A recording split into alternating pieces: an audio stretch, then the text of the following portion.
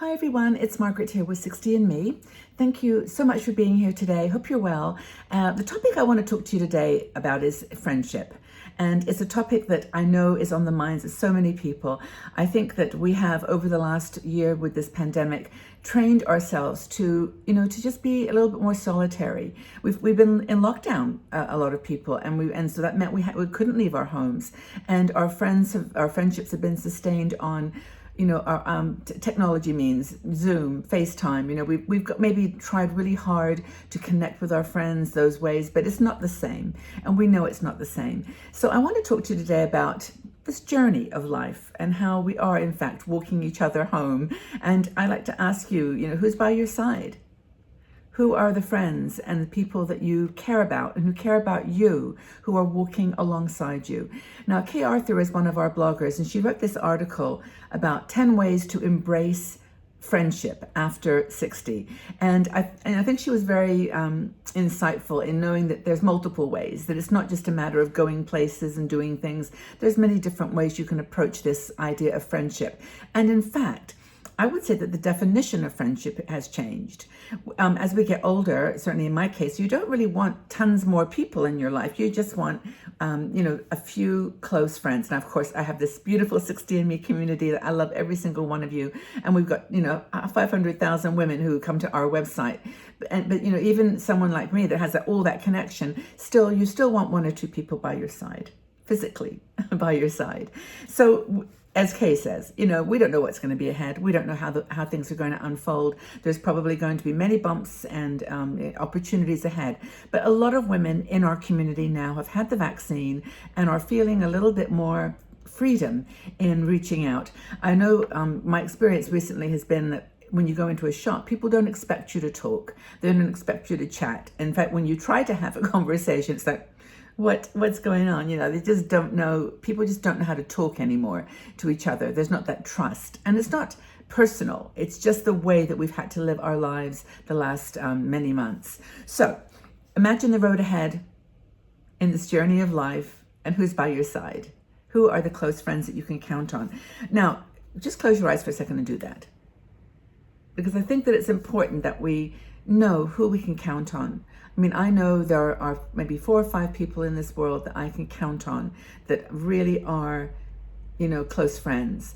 And most of them are people that I've known for many, many years. So that's the first category, really, of those childhood friends. Those people that, like my dear friend Mary, who's in Las Vegas, she and I have known each other since I was 15. And she has been by my side, not always visibly, because we were separated for like 30 years of our lives, and then we found each other. And of course, my friend Veena in India, who I've known for 30 years, and she's just my India contact. She's my India sister.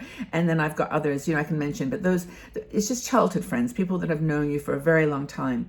There's people in high school or college friends, and thank goodness for Facebook, it's actually connected us all back together again, in many cases anyway, and we get a glimpse of what those people are doing now with their lives. And so that's another category of friendship.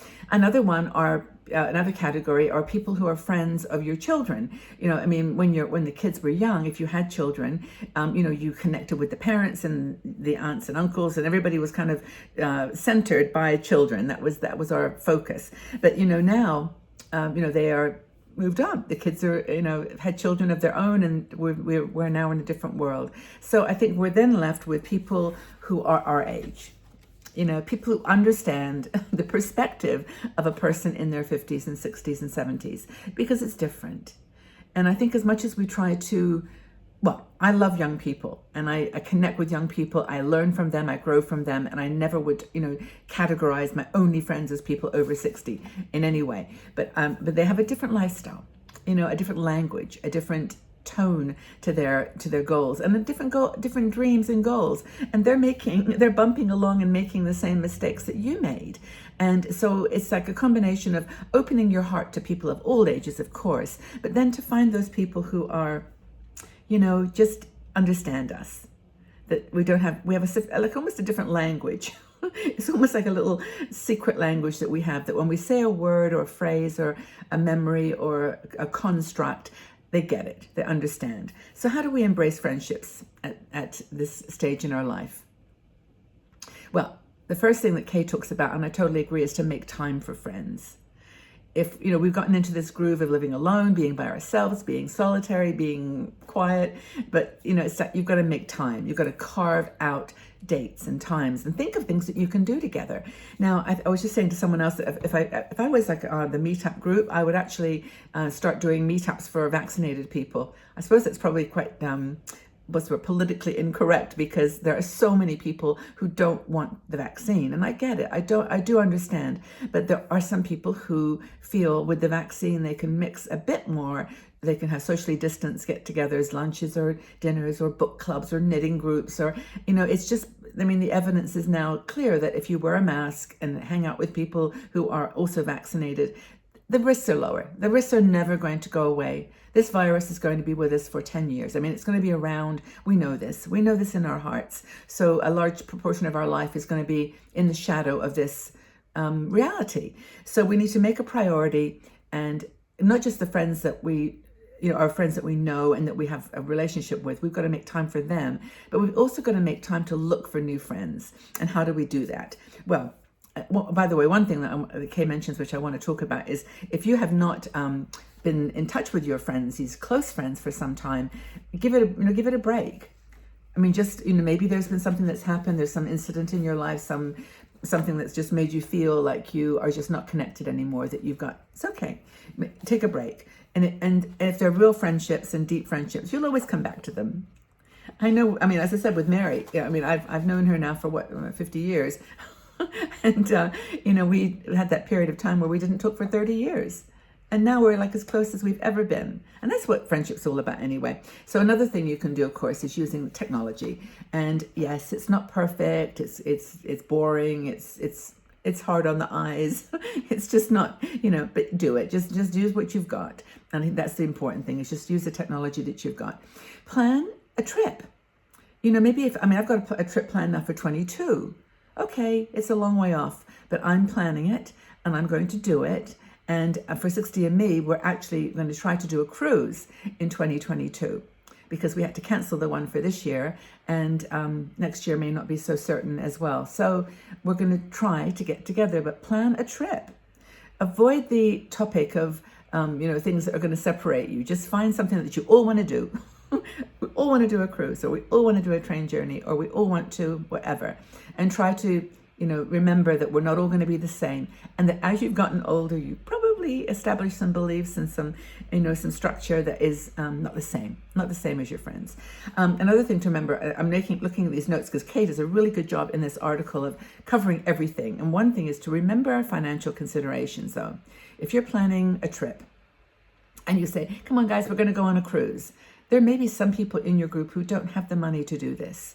So, just be aware that whatever you're planning, if those friendships are important, they have to be for everybody. So spending money, don't go on about spending money on things and clothes and this and that if you have a little extra in retirement. And then also be sensitive when you're planning things so that everybody can join in. And I think that's a really, really important thing. And create opportunities in that event or that activity that you're doing for others to join virtually if they can.